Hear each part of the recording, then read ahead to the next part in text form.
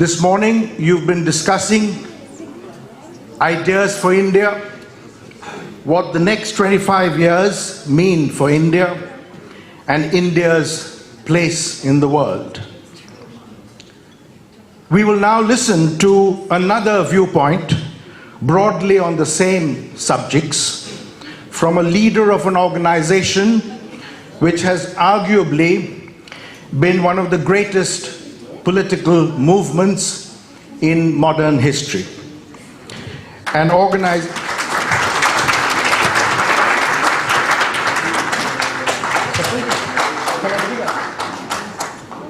organization that has existed for 136 years, spearheaded an epic freedom struggle, laid the foundations of an emancipated India, introduced the most far-reaching economic reforms in post-independent India, and gave the country its highest ever GDP growth. But an organization which today is facing severe headwinds. So can the Indian National Congress reinvent itself? Can the Congress of Gandhi, Nehru, Bose, of Azad, Patel and Rajagopalachari overcome the forces that have gripped India for the past 8 years? We will soon know. Ladies and gentlemen, welcome Rahul Gandhi.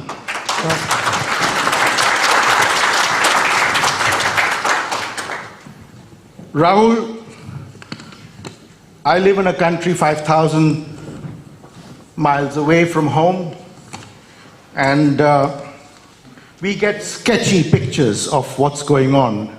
So my first point to you would be, what's the big picture? What's really going on in India at the moment? Some time back, I gave a speech in Parliament where I described India as a union of states. And this is how India is described in our constitution. India is not described as a nation. In our constitution, the line is, India, that is Bharat, is a union of states. And the design that was developed by Mahatma Gandhi, I would say that emerged out of the freedom movement, was a negotiation between these states and identities, religions. And so India didn't develop top down. It almost emerged bottom up, right? And all these states, UP, Maharashtra, Assam, Tamil Nadu, they all got together and created a negotiated peace, let us say. From this union of states, which required a conversation, emerged the instruments of that conversation. The Constitution, the idea that one man will have one vote, the election system, the democratic system, the election commission, the IITs, the IIMs, all these institutions emerged from the union that provided the constitution, and from the constitution, these institutions that allow this conversation to take place, because it is a negotiation, a dynamic negotiation. Emerged modern India. Now what is happening is there is a systematic attack on the institutions that allow the conversation to take place. Right? There is a crushing effect on all these institutions. There is an attack on the constitution, there is an attack on the election system, there is an attack on the broad institutional framework of the country, and the result is that India is no longer, the states of India are no longer able to negotiate. They're no longer able to talk. And that space that used to be the space of conversation, that used to be the space of negotiation, is being occupied by the deep state, by the institutions of the state that control the state internally. The CBI, the ED, that's what's happening, right? And our job as the Congress, who actually help build that structure, help build that negotiation framework, our job, and not just our job, the job of the opposition, is to defend that conversation, to make sure that the structures of that conversation, the constitution, the institutions, are not captured by the RSS by one idea, but they are accessible to all the states. That's really the battle. And if you want to take it to the crux, we believe India is a negotiation between its people. We believe India is its people. The BJP and the RSS believe that it is a geography, that it is a sone ki chiriya, whose benefits should be distributed according to the karma of its people. We believe that the benefits of the negotiation should be distributed equally to everybody, regardless of what their karma is. If you're a Dalit, if you're an upper caste, if you're a Sikh, if you're a Hindu, if you're a Muslim, we believe that you should all have equal access. They believe that the access should not be equal. Certain groups of people should get more benefit from the sone ki chiriya, and other people should get less and less and less benefits from the sone ki chiriya, and the poorest Dalit should not get nothing. That's the real conflict that's taking place. So what you described is extremely troubling, and I'll come back to it in a moment. I've just been passed a slip to say that this conversation is under Chatham House rules, if you get what that means. And so no video cameras, please. That said, now, how do you tackle what you describe as a very troubling situation? In other words, you've just had a major party conference, 3 days at Udaipur, when your party had an opportunity to thrash out matters. So which big ideas emerged from that, and how to combat what you described as a major hurdle? The first thing to understand, and you know, my friends from the opposition are here, the first thing to understand is we are not just fighting the BJP. This is no longer just a pure political fight. Anybody who thinks that this is a fight between one political organization and a set of other political organizations hasn't understood what's going on. We are now fighting the institutional structure of the Indian state, which has been captured by an organization, right? Which means the only way for us, we will get no respite from the institutional framework of our country. The only way for us is to go to the large mass of the Indian people. And that's not just the Congress, that's all opposition parties, right? And so what the Congress basically is structuring, as far as Udaipur is concerned, is that transition.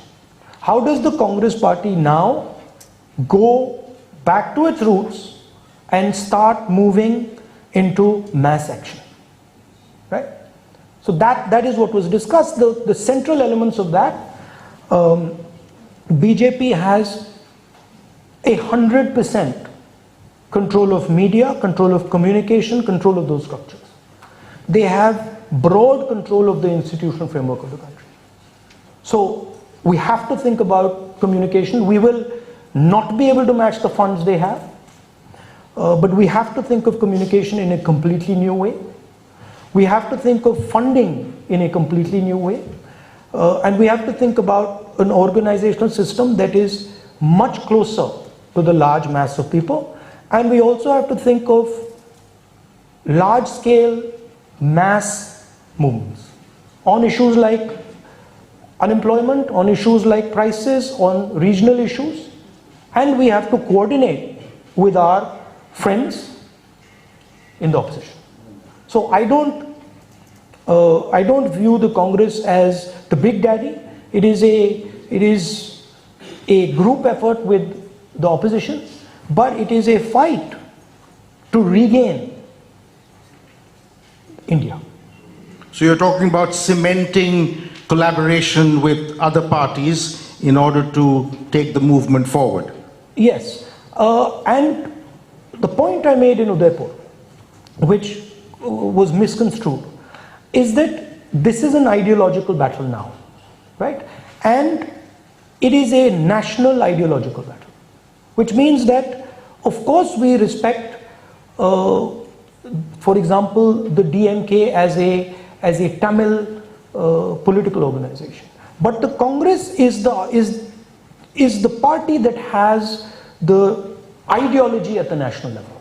So the Congress will have to think about itself as a structure that is enabling the opposition, right? In no way is the Congress superior to the other opposition parties. We are all fighting the same battle. They have their space, we have our space. But the ideological battle that is taking place is between the national vision of the RSS and the national vision of the Congress. So Nehru said in that famous midnight speech, he spoke about the soul of India having been suppressed under British rule and the soul finding utterance. Do you see a similarity between the pre-1947 situation in India and today, where the soul of India has been suppressed? Yes, and I would say that from the soul of India comes the voice of India, right? And a soul without a voice means nothing. And what has happened is that India's voice has been crushed. It has been crushed by an ideology. It is crushed by the way technology has moved. It has been crushed by the institutional framework of our country itself, which has become parasitical, right? So the deep state, the CBI, the ED, the stuff that is hidden is now chewing the Indian state. It's eating the Indian state, much like what happened in Pakistan. Yes, and I see a lot of political leaders, in fact distinguished friends, Salman Khurshid, former External Affairs Minister of India, and Sitaram Yechuri, General Secretary of the CPIM, and several others, familiar faces. I may not be knowing them personally, but this audience also has a number of people from the business sector, and therefore I'd like to turn to economic affairs. What would Congress's economic policy be? Because it seems to me that certainly in the last 4 years, the Indian economy has been on decline, and certainly on a sharp decline in the last 2 years.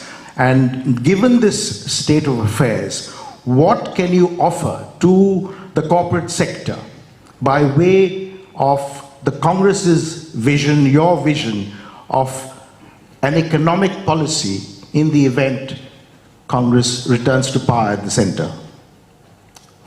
Look, there is if you want to understand the economic policy in India, you have to take a step back and you have to see what's going on in the rest of the world, right? And broadly, what you see is that the Chinese dominate production on the planet, right? What America used to dominate 70, 80 years ago, America used to be the production center of the world. Today that is shifted to China.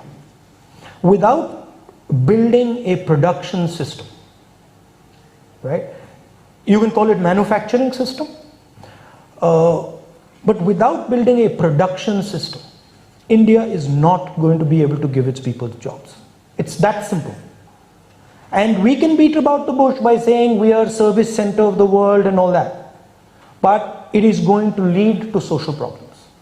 Because the vast majority of our people need what can only be given to them from manufacturing. So that's one thing. Moving from an idea of growth is enough to an idea where growth is important, but production and manufacturing are key. And I think there is a huge opportunity for us if we think about it properly in that area, because the world wants an alternative, right? Second thing is, jobs in India are created in the small and medium business area. And that has been systematically attacked and destroyed by the BJP. Demonetization, GST, and later the farm laws, they are attacks on the informal sector, on the small and medium businesses. So a vision for the small and medium, and a vision where you start to put money into those structures. And then for the larger businesses, an equitable playing field. I mean, sorry, but what is going on in India, there are practically 2 businesses in India. There's not a third. And that's not good for anybody, right? So that would be the broad framework.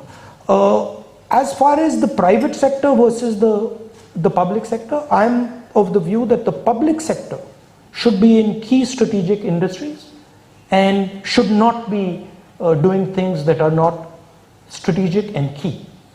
And I think that it is the private sector that is actually going to drive the process, the economic process in India. So that has to be freed from the bureaucratic, from the attack that is taking place from the deep state on the businesses. You can ask any businessman in India, he'll tell you the ED, the CBI, these structures, they're extorting. So stopping that, putting an end to it, and making it a fair and broad playing field. I don't think you will see a huge shift away from the basic ideas, foundational ideas of Mr. Manmohan Singh, right? I think we also have to galvanize India into saying, okay, we now need to become the second production center of the world. And enough is enough. Let us now get to work. I think if you think about manufacturing, and if you see what China has done in manufacturing, it is essentially they have taken their traditional networks and they have financed and supported them. And I think that's a huge opportunity for us. We have clusters across the country. In every state, we have clusters, leather clusters, brass clusters, agricultural clusters. We have to connect our financial system to these clusters, right? I mean, if you just look at Uttar Pradesh, pretty much every district has a product that is a world-beating product. But they have no finance, they have no marketing support, they have no incentive structure. So thinking about our past economic system, the past networks, and repurposing them, linking them to the global economy and financing them properly. I think that's a huge opportunity for Indian business. But sorry, one last thing. I think it's very dangerous for one company to control all the airports, all the ports, all the infrastructure. You're talking about a private sector monopoly, which used to exist a long time ago, but the liberalization of 1991 should have ended that. But it has never existed in this form. It has never existed with such massive concentration of power and capital. And this is another aspect that is throttling the conversation, because there is control of the media through this concentration of capital. But there's a reality, and the reality is that unemployment is at a record level. Wholesale Inflation, I'm told, has now reached 15%. And yet, the BJP is winning elections and the Congress is not. Why is this happening? Polarization and total dominance of media, right? If you spend 4 or 5 hours looking at Indian television, you'll find you only see Mr. Narendra Modi. You certainly won't see my friend Yechuri ji on television. In fact, I don't think you've ever been on television. I mean, not to be mean, I'd love to see you on television, but I don't think they would like to give that perspective, you know. But turning to... Also there's another thing which one has to accept, which is that the RSS has built a structure that has penetrated into the large mass, right? And the opposition parties and the Congress need to build such a structure, and we need to go much more aggressively to the large mass of people, the 60-70% of people who don't vote for the BJP, and we need to do it together.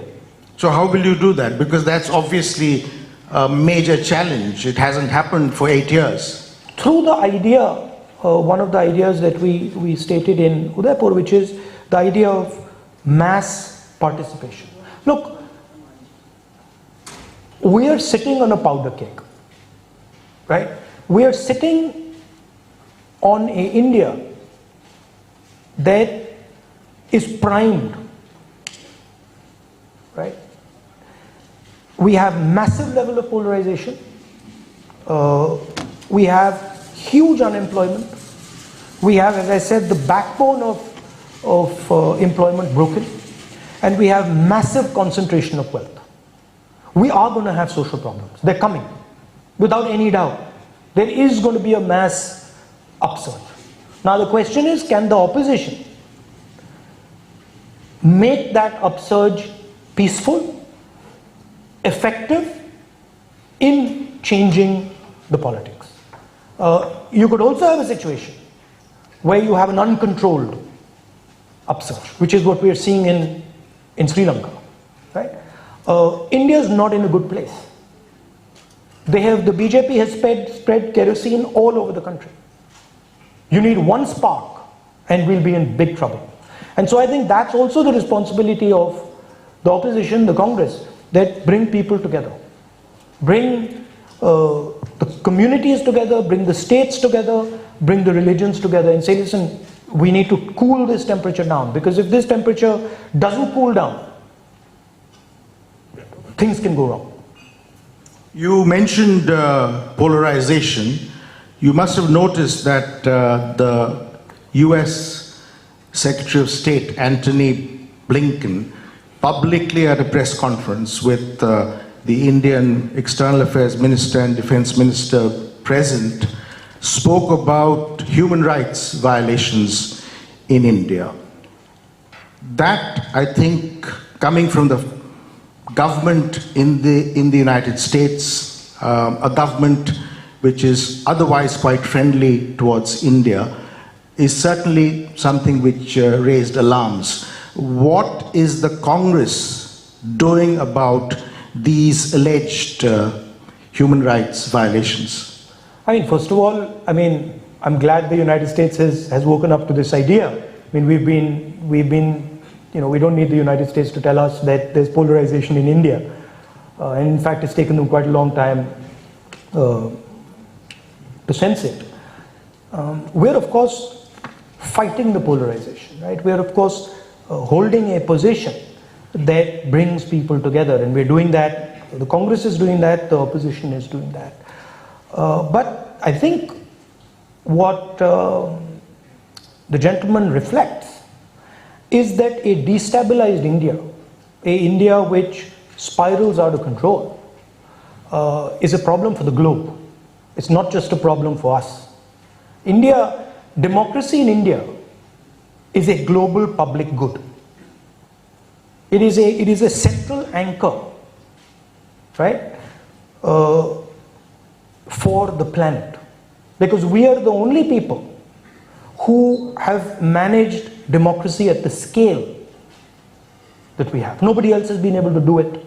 We are 3 times the size of Europe, and we have managed it for the last, many decades.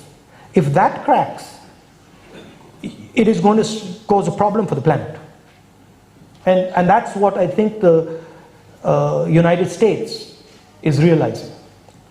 On the international scene, during the Cold War, it was the United States and the Soviet Union, 2 major powers. And then it became a unipolar world with the collapse of the Soviet Union. But now with the rise of China, we once again have 2 competing powers, with India in the middle. How do we manage these 2 relationships? Very carefully. Very, very carefully. And I don't say that lightly. There are 2 competing visions now. For the last 100 years, there was one broad vision on the planet, and that was a maritime vision, a sea-based vision. Right? Prior to that, there used to be a land-based vision. For the first time in the history of the planet, you are now going to get 2 visions. One is a Chinese terrestrial vision, and the other is a United States maritime vision. Right? Essentially, what the Belt and Road is an attempt to revive the Silk Road. It is an attempt to turn the planet into a terrestrial trading system. And the Chinese production system is financing that transition. And anybody who says that they are unlikely to succeed needs to look carefully at what they're doing. I'll give you a small sense. I think it was 2013 or 14. In that year, the Chinese put down more cement in 1 year than the Americans put down in a century. Please understand the scale of what is going on. Hi Tejashwi, how are you? Nice to see you. Please understand the scale of what is happening here. Right? It is at a huge scale. Now, there has to be a vision to counter this. And the disappointment that I have, I can see that the Chinese have a vision. The disappointment I have is that there is no counter vision. You mean in India? In America and in India. Look, what the Chinese are offering, right, is prosperity. The Chinese are going to these countries and saying, look, we're going to give you infrastructure, we're going to give you the technological backbone, and from that you're going to get prosperity, you'll get money in your pocket. Right? Of course they have a different motive behind it, and of course you can see what is going on in Sri Lanka, but the basic offer is huge amount of money, solid infrastructure, and the promise of prosperity. The West is not offering prosperity. The West is saying, stop China. Okay, I agree, stop China. But what's the alternative vision? How are you going to offer prosperity to the planet? Right? And that's how India has to think about it. It's not good enough for us to say, there is this vision and there's that vision. We got to say, okay, how do we bring prosperity to our people? That's the key. Right? And today, there's no prosperity. We're going down. We're going down, diving down into the ground. Right? So, another way I like to say it is that from 1990 to around 2012, we had a successful vision for our country. It was working. And I remember once going to Prime Minister in 2012 and saying to Manmohan Singh ji, Manmohan Singh ji, what has happened? Because I could sense that something had gone, something was not working. And I remember him sitting on the chair there saying to me, Rahul, the levers that used to work are not working anymore. Something has happened. The levers that were working 1 year ago, 2 years ago, they're just not working anymore. And we've entered some sort of a new space. Problem is, Narendra Modi ji attempted to stretch that vision of India economically. Right? Of course, he's got a different religious, different vision, a non-economic, different social vision, a different vision, but he tried to stretch that economic vision. It's a dead vision. It's not going to take us anywhere. Right? And the single biggest reason for that is that essentially the United States, right, had free reign in those years. So we were essentially partner of the superpower, and that gave us a tremendous tailwind. The United States today has a competitor. The United States today does not have an open field in front of it. Right? So that has completely changed. And we have to think about that change. So trying to force the same idea that we were running in 1990 or 19 to 2010 is not going to work. And that's where India is today. So the task for the opposition is really to give a new vision to the people of India. It's an economic vision. Of course, part of it is that conversation. If we don't start that conversation, no vision is possible. India is not going to accept a vision that is forced down their throat. I mean, I keep saying it. The Tamils, the Maharashtrians, even UP, Manipur, Nagaland, they have their own vision. You have to incorporate those visions into the Indian vision. Right? You can't tell them, sorry, this is what we think, now you're going to be forced to do. They'll refuse. Right? So a huge part of it is starting that conversation up again, making all the states believe that they're part of this discussion, and then coming up with a set of ideas that solve the production problem, that allow us to navigate the US China conflict. So I think that's a conversation. You've spoken about prosperity being a way out, but the specific situation is that there's high tension with China on the border, and it's been there for more than 2 years. How do you tackle this rather dangerous situation? That's exactly the task of foreign policy. That's exactly what Mr. Jaishankar should be doing. And we are, by the way, we are very skilled at it. We have a natural ability. Our mind can manage complexity. Please understand, the Indian mind, if it can do one thing, it can manage complexity beautifully. Right? So we are faced with a complex situation. We need to manage that complexity. We can't think about it in a superficial, unsophisticated way. There are structures that we have used. The idea of Panchsheel is there. The idea of neutrality is there. Right? Some version. Of course, we have a relationship with the United States, and we have a partnership with the United States. But we have to navigate this water.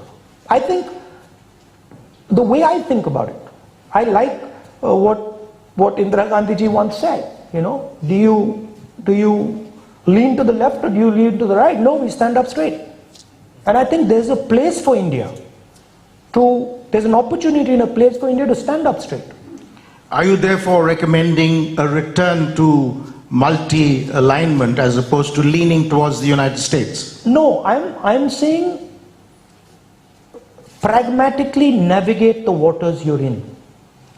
Look at the situation and pragmatically taking into account your country, your requirements, your needs, the idea of prosperity, the idea of a conversation, use those fundamentals to navigate a situation that you find in front of you. Right? You might find multiple ways to do it. But don't forget about your past and about your capabilities. Don't just say, "Bhaiya, theek hai, ab hum aise karega," and to hell with everything that, to hell with our history, to hell with our understanding, right?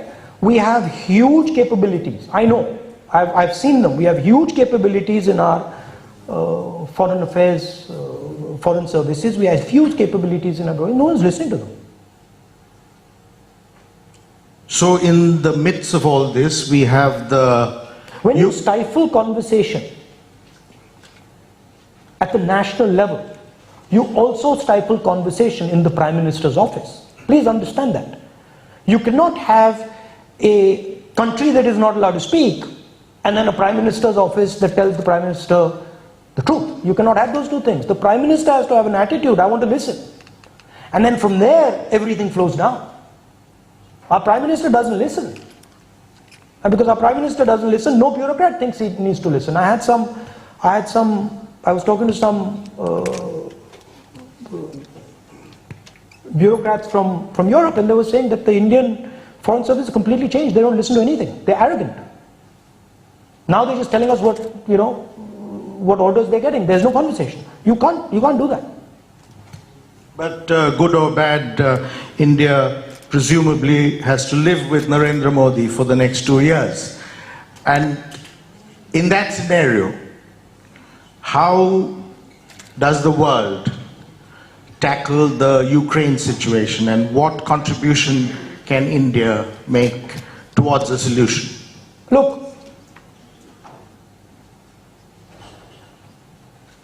what is Ukraine, right?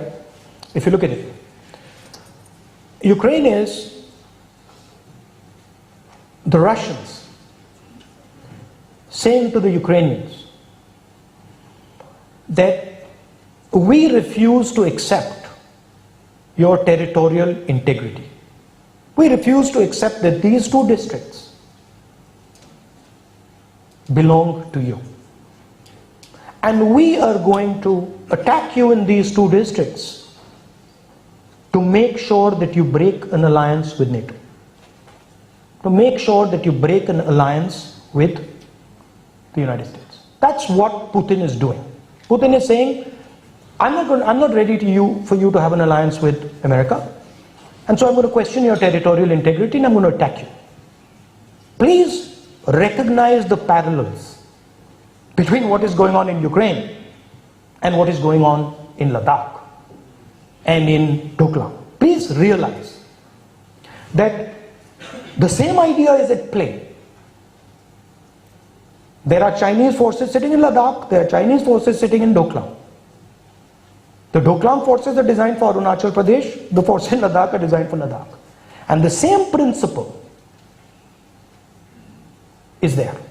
What the Chinese are saying, we do not accept your territoriality, and please, we do not accept the relationship you have with the United States. So we have to realize that there is a problem on the border. And we have to, whether we like it or not, we have to prepare for that problem. Because if we don't, we're going to get caught off guard. My problem with the government is that they don't allow a discussion. Chinese troops are sitting inside India today. Right? They've just built a huge bridge over the Pangong Lake. Why are they doing that? Right? They are setting up the infrastructure. They're obviously preparing for something. Right? But the government doesn't want to talk about it. Government wants to stifle the conversation. That's bad for India. I mean, they can keep saying that I raised the China issue. Yes, I raised the China issue because I'm worried about it.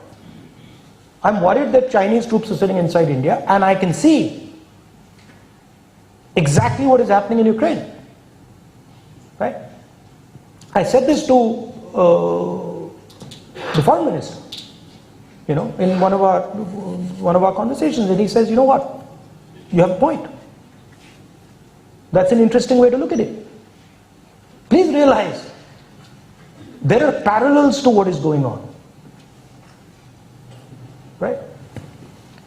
And so I will come to questions from the audience, because it's only democratic that I do so. No question of, there will be very few because I'm being signaled that we are running out of time. But before I let Rahul go, let me just ask him, in politics, and I've never been in politics, I'm only an observer. You're in politics. Every Indian's in politics. No. Everybody's in politics. Everyone pretends they're not. My grandfather was in politics, my great uncle was in politics, but I have never joined any political party, so I can't say that I'm in politics, neither in Britain nor in India. Having said that, the way I look at it is that there are three roles primarily a politician can play in public life. One is an organizational role, the second is a parliamentary role, and the third, for want of a better description, a Gandhian role, that is being at the head of a mass resistance. Which do you think you are best suited to? See, I don't buy the idea of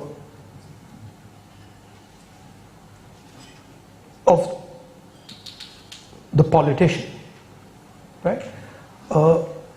I think of it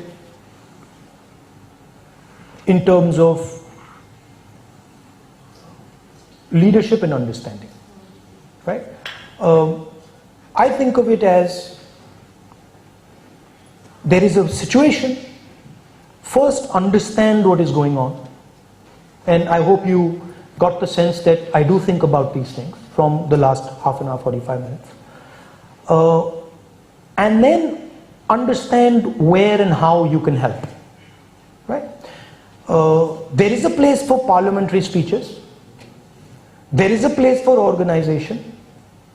There is a place for mass action.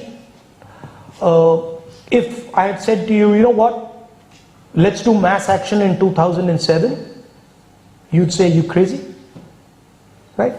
I would have thought to myself, if I had gone and said, we require mass action in 2002, you didn't, because you had a government that was not attacking and destroying the institutional framework the way this one is. So roles change,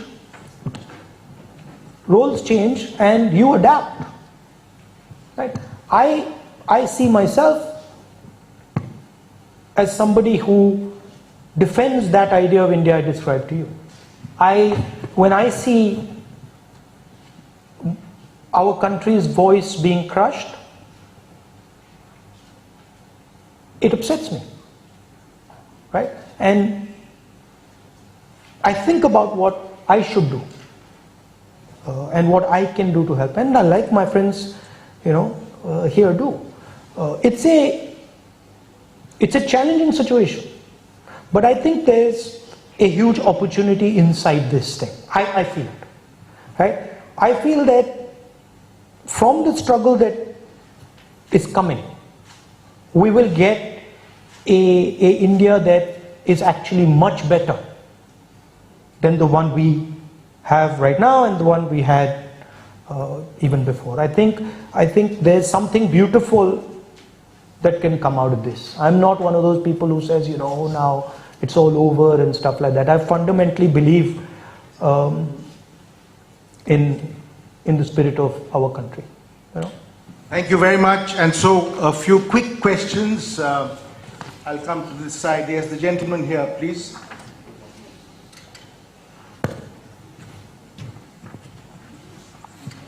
Yes. Rahulji, you beautifully put forward a view wherein you said China is trying to sell a vision.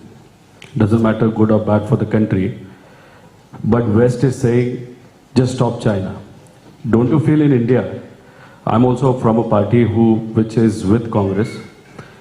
In India, BJP is trying to put forward an agenda, and it is going full-fledged with it. And we, Congress and its alliance partners, are saying stop BJP. Should we have a combined strategy and a vision for 2024 which people will accept and people want that to be the vision for our great nation? I don't think the opposition is simply saying stop the BJP. They are of course saying stop the BJP because the BJP is taking away the architecture through which we converse, right? So for us to have an equal playing field with them, we need those institutions. We need a judiciary, we need election commission, we need a free press, we need a system where we can finance ourselves the same way they do. So obviously we're going to say, you know, please, if you're attacking the institutional structure, we just stop. We have to do that, right? But I don't think the opposition is saying that, is purely saying stop the BJP. What we are saying is have an India where diverse views, different views, have space and can negotiate. I disagree with my friend Yechuri on many things. He disagrees with me on probably more things than I disagree with him on, right? But we talk, right? We have a conversation and we talk, and I say, you know, Yechuri ji, I don't agree with this. And he says, well, you know what, I don't agree with that. So that conversation is what the opposition is trying to have. From the conversation will come great things. The lady in the middle there, yes. Hi, thank you very much for sharing your thoughts. So my question was going to be, it's for those of us who share your vision and share this idea of India, what has often been frustrating on not just the part of the Congress party, but the opposition as well, of which we have leading representatives today, is not the lack of ideological vision that's persuasive, but of organizational strategy and of a strategic vision, if you like, for capturing power, because with the best will and the best intentions in the world, without power, there is no translating that vision into a reality as we would like to do. So what in the Congress conclave and the opposition conclaves, what is the alternative organizational strategy to mobilize, to get to either the mass movements or the other things that you mentioned, that there can be? And a quick point on the Foreign Service. I mean, one thing again. I think we'll restrict it to that one question. But Please, there's a thank huge you. personnel deficit. There's just not enough personnel on the ground. The personnel deficit is not because we can't have personnel. It's because the ministry wants to concentrate power. The system wants to concentrate power. So I simply do not believe that India cannot recruit 10,000, 20,000, 30,000, 50,000 exceptional people to be in the foreign ministry. It's that they don't want to do it, because that would require a decentralization of power. It would require a completely different transmission of power. So I'm not one who believes that there are not enough brilliant youngsters in India who could be, you know, in the foreign services. And I've seen this internally. I've seen this structure, and it's not just foreign ministry. It's everywhere.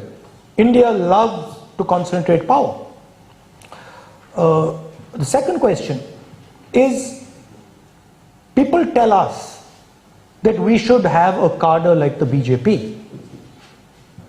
And I tell them, the day we have a cadre like the BJP, we will be the BJP.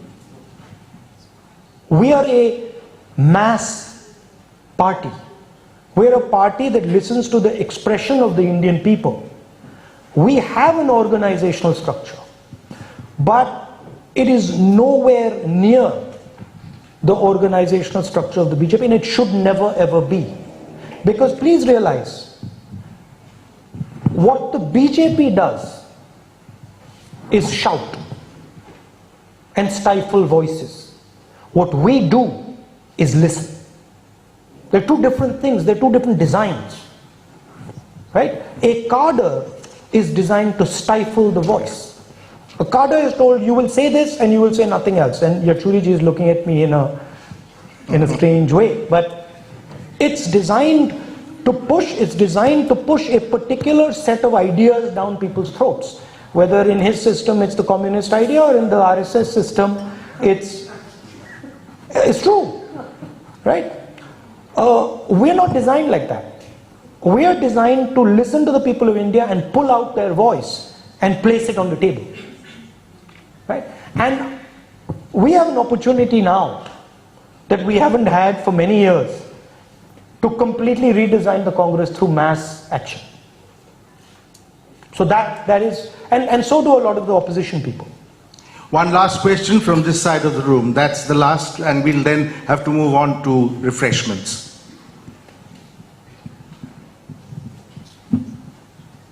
Sir, I'll quote you from 2016. In one of your speeches in Nagpur, you were probably the first leader ever after Ambedkar to openly speak against Manusmriti. And over the past few months, I've been realizing that you've been speaking to save the institutions which safeguard our constitution. So there are two parts now. One is of the Manusmriti and one is of the constitution. Will the Congress openly come up against the caste system and will they clear their stance on this issue, sir? It's a bit unfair to say I'm the only leader who's done that. Let's look at Mahatma Gandhi. The single biggest attack on Manusmriti in Indian history is the Constitution of India. There's no bigger attack on Manusmriti than the Constitution of India. How does saying one man should get one vote equate with Manusmriti? Doesn't, right? And let's look at Mr. Manmohan Singh. How does Manrega equate with Manusmriti? Manrega says anybody who's ready to work can work. Manrega doesn't say if you're an upper caste guy you will get this much money, if you're a lower caste guy you'll get this much money. How does RTI equate with Manusmriti? It doesn't. So the Congress, through its actions, has been attacking the social system of the country. And it's done it throughout, right? Is the idea of liberalization aligned with Manusmriti? No, it's not. Because according to Manusmriti, only 2-3 people should have everything. They should be sitting on top, right? So the basic design of the Congress and everything the Congress does, and all our workers, that's what they do. That's why the BJP says Congress Book Bharat, right?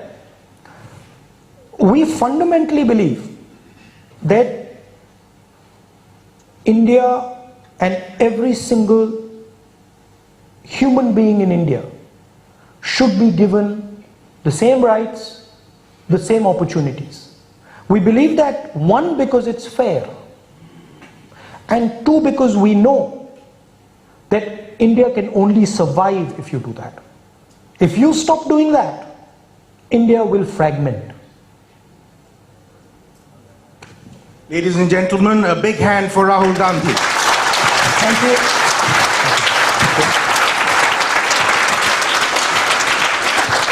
Thank you very much. Thank you.